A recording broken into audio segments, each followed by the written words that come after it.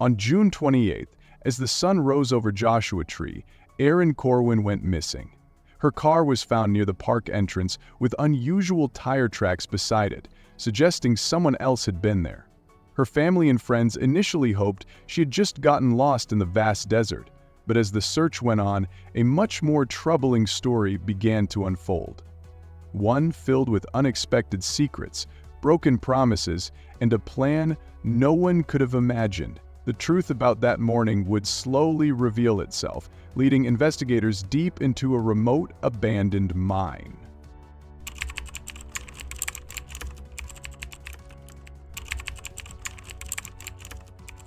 Erin Corbin was born on July 15, 1984 in Tennessee, USA. She grew up in a large adoptive family, raised by Laura and Bill Corbin. Erin was known among family and friends for her kindness, her deep love for animals, and her strong family bonds. She could care for any creature with equal dedication, whether it was a hen or a dog. Horses, however, were her favorite. Recognizing this, her parents eventually bought her a horse she lovingly named Autumn. When Erin was in 5th grade, she met John Corwin, a boy a year older whose sister also kept a horse at the same stable. As time went on, John began working there and their friendship grew. Erin, too, found a temporary job at the age of 14, working at a vet clinic where she spent hours happily surrounded by pets, dreaming of becoming a veterinarian. However, when she realized she might not be able to save every animal she encountered, she confessed to her best friend that she might have to choose a less emotionally challenging career path.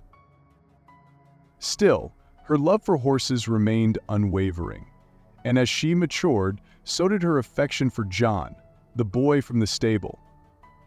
Erin's mother, Laura, soon noticed her daughter's romantic interest in John and discussed it with her husband Bill. They agreed that, of all potential suitors, John was a good match, hardworking, mild-mannered, and reliable. Friends also observed the couple's growing connection, noticing their undeniable happiness when they were together. John even told Erin that she was the one he wanted to marry, which thrilled her, even if marriage seemed a distant prospect. However, certain events sped up their plans. John enlisted in the Marines and, not wanting to be away from Erin for long, proposed to her. They married in Las Vegas in November 2012, and she took on the name Erin Corbin. In September 2013, Erin moved into the home assigned to John on a military base in California.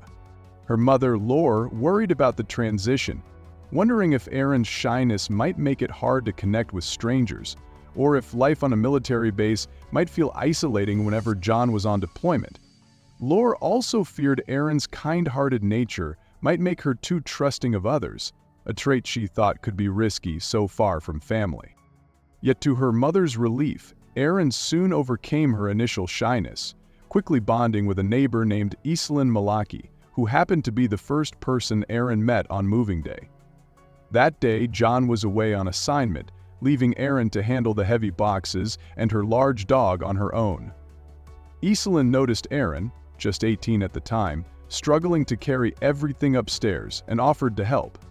But Erin insisted she was trying to learn to manage things alone. The scene was both amusing and endearing, and soon they were laughing together, forging a friendship that quickly grew.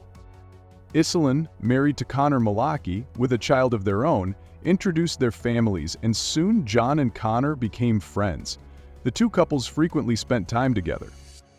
Also living in the building was the family of Nicole and Christopher Brandon Lee, along with their young daughter.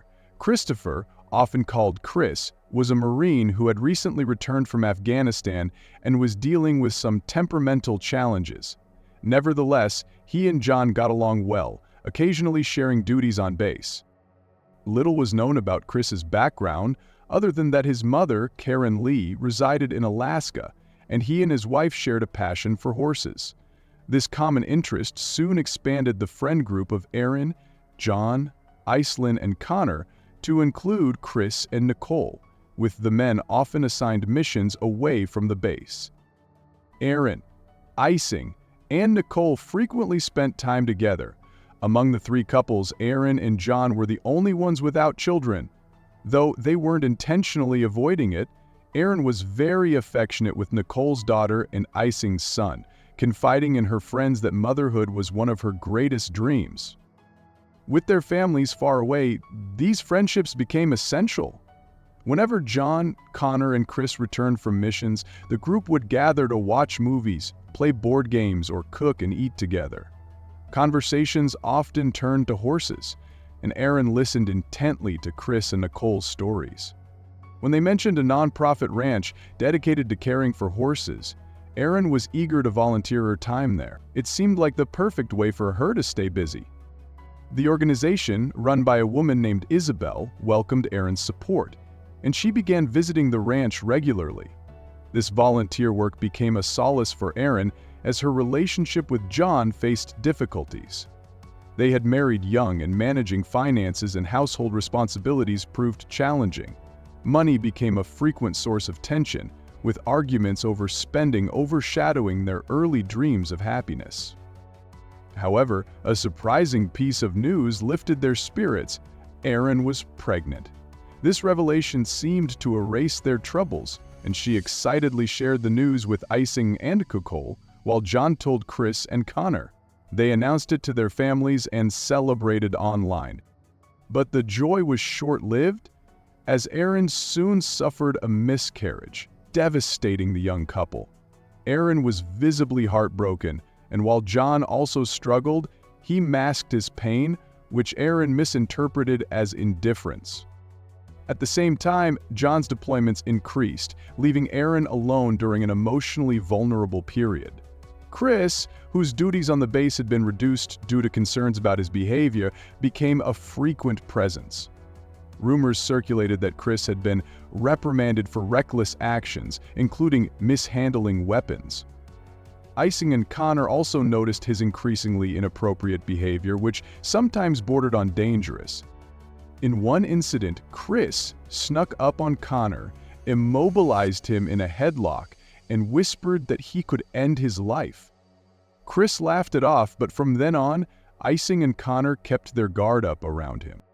Erin, however, didn't sense any malice in Chris and began confiding in him. They often talked about her sadness and struggles with John during their volunteer hours at the ranch.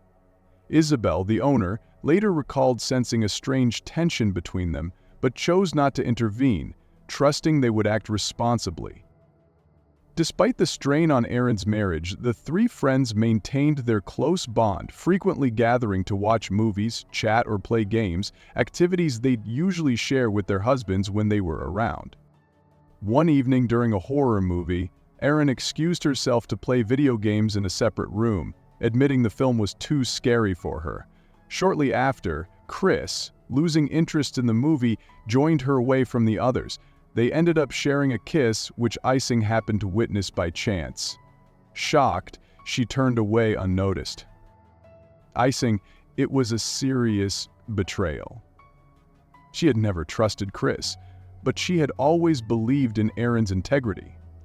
For Erin, that kiss with Chris felt like a revelation, filling a void and giving her life a new sense of purpose, as she later confided to childhood friends. It's unclear what the kiss meant to Chris emotionally, but from then on, they began meeting in secret. Despite still being married to John, Erin was captivated by Chris's attention, feeling understood and loved. Meanwhile, Nicole, noticing changes in her husband's behavior, grew concerned. She even discussed with Erin and Ising the possibility of Chris seeking therapy, unaware of her husband's hidden relationship with Erin. Nicole had long noticed that Chris hadn't been the same since his return from Afghanistan, growing increasingly distant. Rumors circulated that his career was in jeopardy due to reckless handling of weapons, and complaints from colleagues who felt he'd put them in danger on multiple occasions. Eventually, Nicole couldn't hold back her curiosity and decided to look through his phone, hoping to find something that might help her save their marriage. What she found instead was a series of messages between Chris and Erin that left her furious. Nicole confronted Chris about the betrayal, demanding he end the affair immediately to ensure it would be over. She announced she'd tell John about the affair, She didn't just tell John privately, she also publicly threatened Erin, warning her never to approach Chris again. Surprisingly, the revelation of the affair didn't lead to the breakup of either marriage. Both couples seemed committed to working through their issues, even though underlying unhappiness lingered. Erin went ahead with plans to welcome her mother, who was scheduled to visit soon. John was pleased, hoping his mother-in-law's visit might help them reconcile. Following the incident, it appeared that Erin and Chris had stopped seeing each other, at least on the surface. However, on June 22, 2014, Erin discovered she was pregnant with Chris's child. She immediately told Chris and shared the news with a childhood friend, describing how thrilled Chris had been about the pregnancy. He even suggested a surprise meeting at Joshua Tree National Park near the base. Erin and her friend speculated about what the surprise might be, wondering if he might propose. Chris had previously talked about separating from his wife and raising a family with Erin. Knowing that she got along well with his daughter, they planned to meet on June 28, just days before Erin's mother's visit. Chris informed Nicole he'd be heading to Joshua Tree to hunt coyotes, initially planning to go with Connor. On the morning of the trip, he told Nicole that Connor had canceled, so he'd go alone. He took along his gun and a propane tank borrowed from Isabel, the stable owner. Meanwhile, Erin told John she'd be heading to Joshua Tree to scout some spots where she could take her mom for photos and bike rides. She kissed him goodbye and even told him she loved him, which surprised and delighted him, as he later shared. That evening, John waited for her return. As hours passed, he grew concerned. He reached out to her friend Icing, who hadn't seen Erin lately, and then to Laura, Erin's mother, who couldn't believe her daughter had vanished just days before her visit. Laura urged John to look for Erin at the park, fearing she might have gotten lost in the harsh desert landscape, where her safety could be in serious jeopardy. The authorities quickly launched a search, mobilizing helicopters, search dogs, and Marines to comb through the national park. The extreme heat took a toll, with some volunteers showing signs of dehydration, raising fears for Erin's survival. In one of the exhaustive sweeps, they found her car parked just outside the base's exit near the park's entrance. Nearby tire tracks suggested another vehicle might have met with Erin's car, leaving investigators to consider the possibility that she left willingly or was taken by force. With the suspicious circumstances, they processed the area as a potential crime scene, gathering all possible evidence.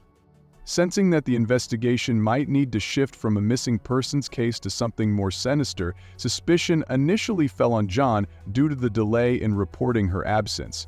However, he was quickly cleared. Instead, when investigators reviewed Erin's phone records, they uncovered revealing details. They found messages between Erin and her childhood friend in Tennessee, prompting a phone interview. Erin's friend revealed that Erin had planned to meet another Marine that day, with whom she was romantically involved, and he had hinted at a proposal. The friend identified him as Chris. Investigators then spoke to Icing, who painted a darker picture of Chris, describing him as troubling.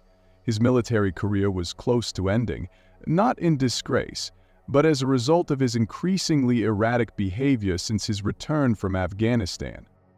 Icing also shed a chilling detail. Erin, at 19, was not sure if her baby's father was Chris or John. She confided that Chris once explained the perfect way to cover up a crime by hiding the body in an inaccessible spot and leaving a coyote on top to mask the scene. Chris had explained that if authorities ever found a body, they might assume it was an accidental hunting incident. Investigators took these details seriously and summoned Chris to testify as a person of interest. While waiting for the interview, they continued gathering evidence to confront Chris thoroughly. When he was finally questioned, Chris openly admitted to the affair, saying he'd once felt in love, but later realized it was only a fantasy. He insisted they'd shared nothing more than a few kisses and denied knowing about any pregnancy. According to his version, the affair ended immediately after Nicole found out and created a scene, dismissing it as nothing more than harmless flirtation. He even suggested they investigate John, claiming that Erin had told him she feared her husband, whom she described as controlling. The investigator, growing impatient, directly confronted Chris with the truth. He informed Chris that witnesses had seen him and Erin continuing to meet at the stable. Even after their supposed breakup, he also revealed that they were aware of Erin's pregnancy. The planned meeting on the morning of her disappearance, and the tire tracks from Chris's Jeep beside Erin's car. Yet, even with these revelations, Chris refused to confess, believing that without a body, the authorities had only circumstantial evidence that a jury could dismiss. Investigators also looked into the allegations against JN, but no one corroborated any claims of abuse. Neighbors and acquaintances described him as calm and level-headed, even in the face of Erin's infidelity, unlike Nicole, who had publicly threatened Erin. As the weeks dragged on, hope faded, and investigators began preparing for the worst. They requested Erin's dental records from JN, a step he realized was a grim precaution. The turning point came when investigators interviewed a civilian friend of Chris, who revealed that just a week before Erin's disappearance, he and Chris had visited the desert, where Chris had taken photos of certain locations. The friend allowed investigators to examine the images on his phone, one of which showed Chris standing at the edge of an abandoned mine. They speculated that this mine could have been used to conceal Erin's body. Searching all the mines in the park proved an exhausting and futile effort, so they consulted a local expert who identified the exact mine from the photo. In the early morning hours, to avoid the harsh desert heat, a rescue team descended into the mine using specialized equipment. At the dark, treacherous bottom, they found human remains. It was Erin's body. Extracting the remains was challenging, and they had to keep the discovery secret to avoid alerting Chris, who had since relocated with his family after being discharged from the Marines. Eventually, Chris was arrested in Anchorage, Alaska, where he had moved to live with his mother, wife, and daughter. Following his arrest, authorities publicly confirmed the discovery of Erin's body, noting that it was so severely decomposed they couldn't initially confirm if she had been pregnant. Chris initially resisted extradition to California, but ultimately agreed to face the charges. Throughout his preliminary hearing and every stage leading up to the trial, Chris held firmly to his story and maintained his innocence. However, when Chris's trial for murder formally began, he shocked everyone by admitting that he had killed Erin. Yet, his reasoning was disturbingly bizarre. In his testimony, Chris described how he used a homemade rope tied to 2 metal bars to strangle Erin. Once he was certain she had stopped breathing, he dragged her body and threw it into the mine shaft. He then tossed in the propane tank he had borrowed from the stable owner and threw in a lit torch, hoping the gas would ignite and destroy any evidence. To his disappointment, the combustion didn't occur as he had expected, leaving Erin's body intact as proof of his crime. Not content with physically ending Erin's life, Chris attempted to tarnish her memory in court, claiming he attacked her because she had violated the trust of his daughter, a claim he said she confessed to him that morning. He alleged he had once believed she could be a good stepmother, but was filled with rage after her supposed confession. However, the prosecution's case, along with witness testimonies, thoroughly dismantled Chris's statements, leaving the jury unconvinced by his accusations. In the end, Chris was found guilty of first-degree murder. At the sentencing hearing, he was condemned to life in prison without the possibility of parole. While the death penalty had been an option, Erin's parents felt that a life sentence was just. They believed that death sentence would lead to years of appeals, forcing them to relive the tragedy repeatedly. Nonetheless, Chris and his legal team attempted multiple appeals to overturn the conviction or reduce his sentence, but all efforts failed. Those who knew Erin, especially her family, chose to remember her as the joyful, animal-loving young woman she had always been. In an interview years later, John Corwin spoke of Erin as a good-hearted girl whose greatest dream was to be a mother. He remembered her as the young woman who had captivated him in his youth. Reflecting on the entire ordeal, John shared a significant insight. He admitted that upon learning of the affair and everything that followed, he had moments when he wanted to take justice into his own hands against Chris, who still lived next door. Yet, he found the strength to hold back, realizing that if he acted on those impulses, he would become just like Chris, a person fueled by anger and destruction. He was determined not to let the tragedy change who he was at his core. That's the end of today's case.